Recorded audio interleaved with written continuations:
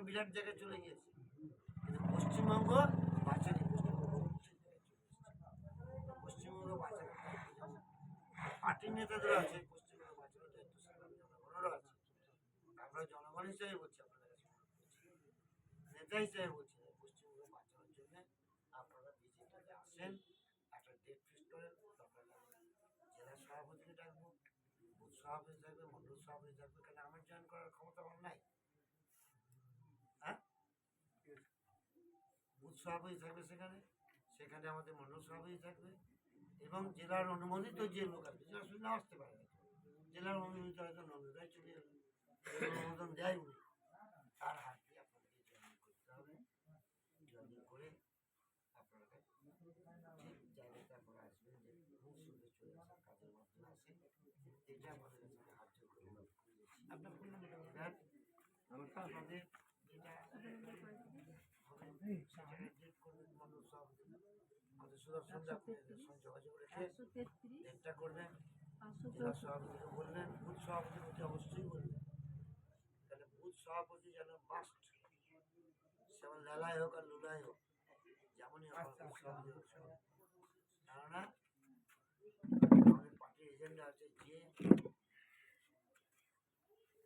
আমরা হারবো জেনেও কিন্তু বিজেপি পার্টিটা আছে। আমি প্রায় 85-86 সাল থেকে বিজেপি পার্টি নামটা লিখুন, আমরা জানতাম না, আমরা হারতাম 10টা করে ভোট পেতাম। আপনার নামটা লিখুন, তাহলে ওই তথাপি বিজেপি ঝান্ডাটা আমরা ফেলে দিয়েছিল, নিয়েই চলেছিল।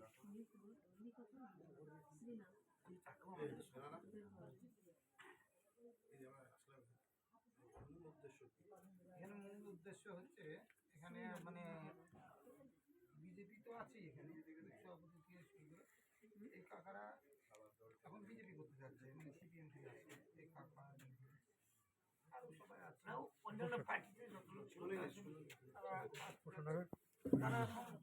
আচ্ছা চলে গেছে।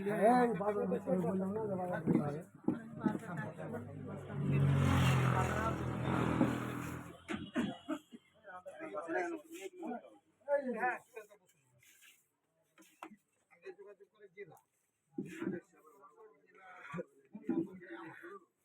আমার কাছে যাই কাকা দিদি ভাই, যে ওখান থেকে আমি মন্ডল প্রেসিডেন্টকে বলি, মন্ডল প্রেসিডেন্টের কাছে গিয়ে এবার বলে এখানে আসার জন্য, এখানে আসি, তারপরে যখন কাকারা যায় তখন আমি একটা 96 বুথ করে তখন দেখতে পাই যে না, এখানে অলরেডি বুথ কমিটি একটা হয়ে আছে।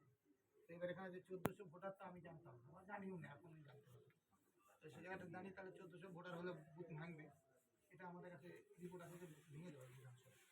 তো সে জায়গায় তাহলে এবার লোক যে দল থেকে হোক, বিজেপির হাত শক্ত হচ্ছে, তার জন্য মানুষ আসতে চাচ্ছে, তাদের জন্য এখানে আসা।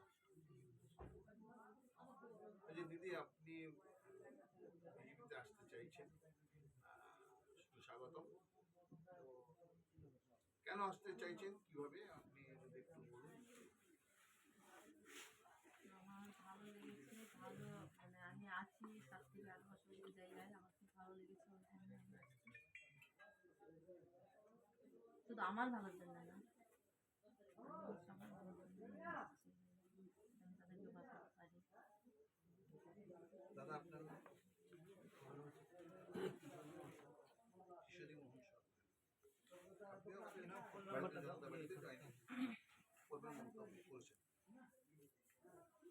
স্বাগত। আপনারা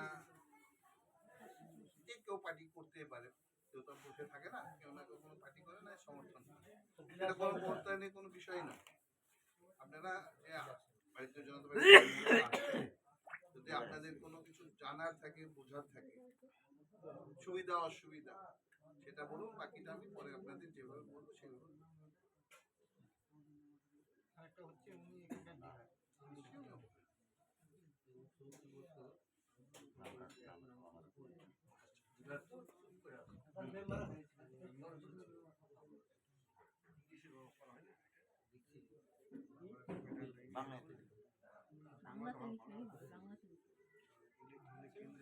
এটা ইংরেজিতে করেন, ইংরেজিতে করেন।